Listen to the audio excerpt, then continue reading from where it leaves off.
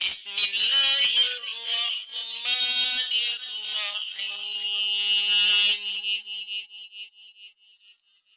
الرحیم۔ مسواک کا حکم مشقت کی وجہ سے نہ دیا۔ آپ صلی اللہ علیہ وآلہ وسلم نے امت سے ہر اس کام کو دور رکھا جس سے اسے کرنے میں تکلیف سے دوچار ہونا پڑتا تھا۔ سبحان اللہ سبحان اللہ سبحان اللہ۔ انہی چیزوں میں سے ایک مسواک بھی ہے۔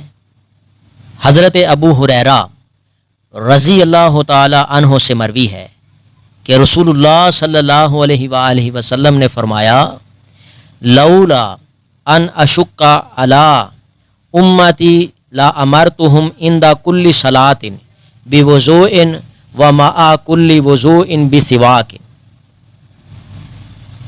اگر مجھے یہ اندیشہ نہ ہوتا کہ میں اپنی امت پر مشقت ڈال دوں گا تو میں انہیں ہر نماز کے لیے نئے وضو کا حکم دیتا اور ہر وضو کے ساتھ مسواک کا حکم دیتا۔ خلاصہ ایک مرتبہ پھر نوٹ فرمائیں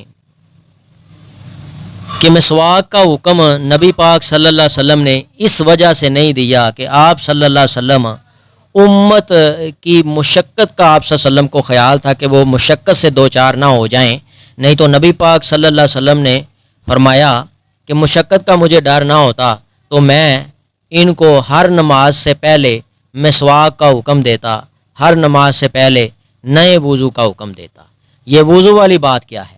وضو والی بات یہ ہے کہ اگر بندے کا وضو ہے پہلے سے ہی تو اسی وضو میں وہ نماز پڑھ سکتا ہے۔ ایک نمازیں، دو نمازیں، 4 نمازیں، 5 نمازیں بندہ پڑھ سکتا ہے۔ حضرت بریدہ رضی اللہ تعالیٰ عنہ سے روایت ہے، صلی رسول اللہ صلی اللہ علیہ وسلم یوم الفتح 5 صلوات بوضوء واحد۔ رسول اللہ صلی اللہ علیہ وسلم نے فتح مکہ کے دن ایک وضو کے ساتھ 5 نمازیں ادا کیں۔ اس کو روایت کی ہے ترمذی نے، ابو داؤد نے۔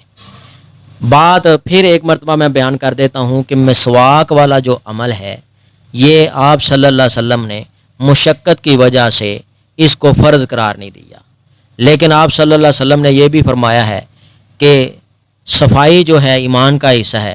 السواک مطہرۃ للفم ومرضاۃ لربی۔ منہ کی صفائی جو ہے اللہ کی رضامندی اور خوشنودی کا سبب ہے۔